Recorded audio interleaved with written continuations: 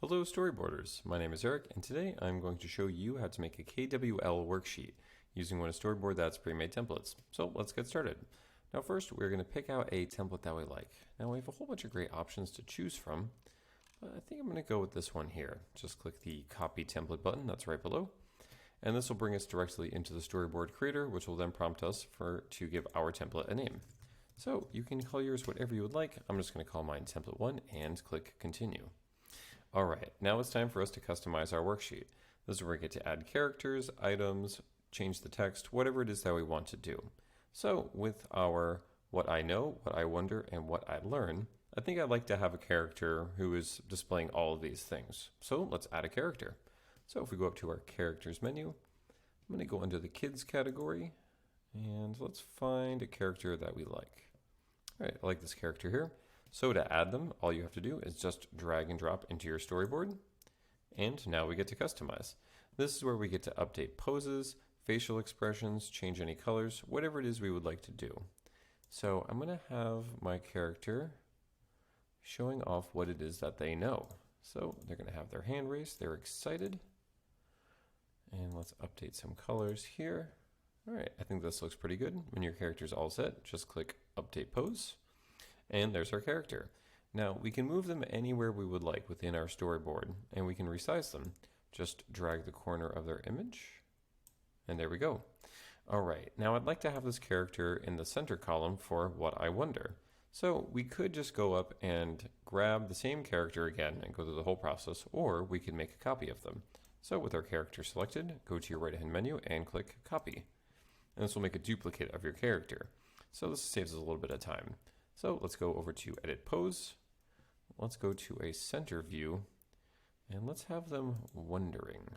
Let's give them a curious expression. I think that looks pretty good. Click update pose. All right, and now we need to show what I learned.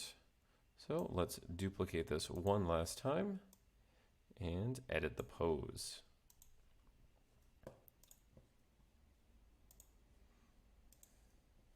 Alright, I think that looks pretty good. So we have our 3 characters. Now let's add some items to this. So if we go up to our items menu, you can go through any one of these great categories. Now if there is something specific that you want, you can always search for it in the upper right hand search menu.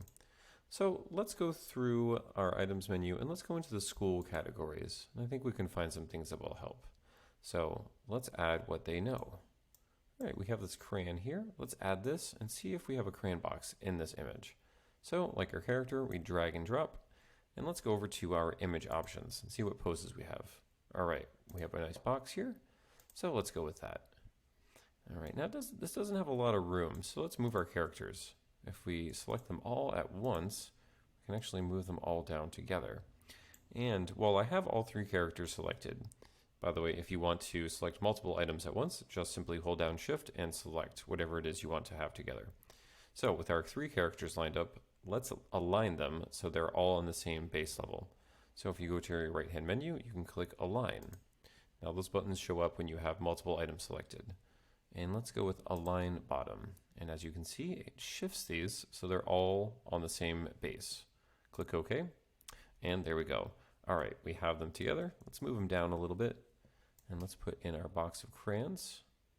And let's add another item for what I wonder. I think a blank piece of paper kind of conveys this idea of what I wonder pretty well. So let's add this. And let's rotate this. So if you want to rotate an item, if you go to the top center button, you can just drag and turn. Alright, there we go. And what I learned, let's add this dictionary. So, like all of our other items, just drag and drop. Let's make this a little bit bigger. Alright, now we have a great little story going on here. Now let's go over the background image. Now you can edit any of the built-in colors or scenes that you have with these templates. Just simply click on them and you can select new colors. So we have this light opacity color, but I think I'd like to add something a little bit different. So to get rid of it, just delete it. So with the item selected, just go to your right hand menu and click delete. And let's add in a new scene. So let's go to our scene menus. I'm going to go over to the patterns category and let's add in just like a simple gradient. All right, we got a few options here. Let's go with this one. Just drag and drop into your storyboard, and let's go to stretch to fill. All right, this will give us the option to have this new scene fill the entire frame. This way we don't have to stretch it manually and move around a whole bunch of times. It just does it for us in one click. All right, there we go. Now we have our scene in place. So we're going to send this all the way to the back so we can see all the other information we have. So with our item selected, just click send all the way to the back, and there we go. Now I think that looks pretty good, but this top color is a little dark.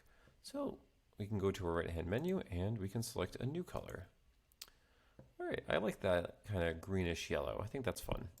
All right, now last but not least is text. Now you can update the text of any pre-existing text box. Just simply select it and you can put in your own words. Let's type in what I know, wonder, and learned. All right, I think that's pretty good, but I'd like to change the font and maybe make it a little bit bigger. So to do that, just highlight what you want to change, go over to your text editor, and let's select a new font. All right, I think this is a pretty fun font here. So let's select that and let's make it a little bit bigger. All right, we're at 36. Let's go up to 48. All right, I think that looks perfect. Now, you can move your text boxes as well as resize them just like your characters. So our header's a little cramped here. So let's move up our header and let's bring it all the way to the front and shrink it down a little bit. All right, I think that looks pretty good. Now, if you want to add any additional text boxes, all you have to do is go up to your speech bubbles menu and you can select any one of these really fun options. Now, when you're all done making the changes to your template, just click the orange Save and Exit button that's in the bottom right-hand corner of your screen. And that is how you make a worksheet using Storyboard That. Thanks for watching and happy storyboarding.